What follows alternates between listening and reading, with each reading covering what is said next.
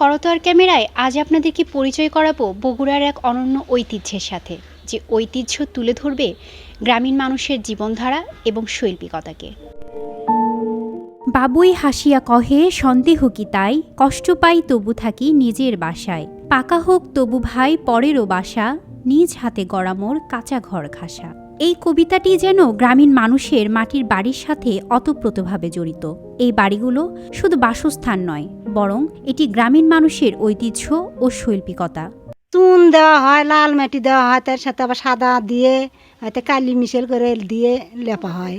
বাড়ির প্রতিটি দেয়ালে কারুকার্যের মাধ্যমে ফুটে ওঠে গ্রামীণ মানুষের কল্পনা ও শৈল্পিক চিন্তার। তবে শহরে এখন তেমন দেখা যায় না এই বাড়িগুলো।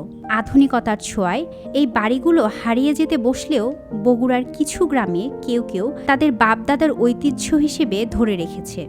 এটা আমার দাদার আমুলকার দাদার তারই করে গেছে। এটা দাদার স্মৃতি ধরে রাখছি আমরা, সেই জন্য ভাঙিনি এবং করাও হয়নি। ওই যে উপরে তালা দেওয়া আছে, সেই জন্য নিচে আর রোদের তাপ লাগে না, সেই জন্য ঘরটা ঠান্ডা থাকে।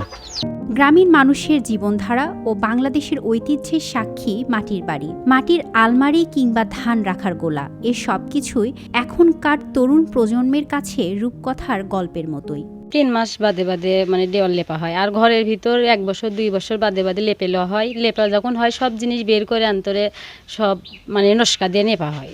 নস্কায় যে হাত ঘুরে বউ নুরি কয়, গাছ দিয়ে হচ্ছে গাছ পাতা পাতা ওরকম আঁকায়, ইচ্ছা মতো যায় যেরকম।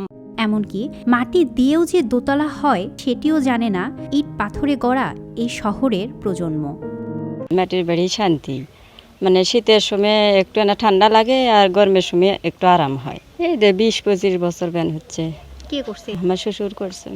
বেলে মাটি, আটাল মাটি, এই সিস্টেম, এই মাটি দিয়েই করা হয়।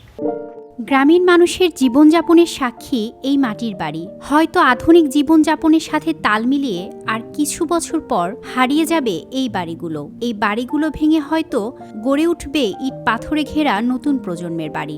তাই এই মাটির বাড়ি এখন যেন গ্রামীণ সংস্কৃতির এক জীবন্ত জাদুঘর। এ বাড়িগুলো গ্রামীণ মানুষের হাতের শৈল্পিক ছোঁয়ায় শত বছরের ঐতিহ্যকে ধারণ করে দাঁড়িয়ে আছে। কালের গর্ভে এই সকল বাড়ি হারিয়ে যেতে বসলেও বগুড়ার নন্দীগ্রাম, কাহালু বা শাহজাহানপুরের মতো বিভিন্ন গ্রামে দেখা মেলে এই সকল মাটির বাড়ির। স্মৃতি সঞ্চয়িতা অর্থী, দৈনিক করতোয়া, বগুড়া।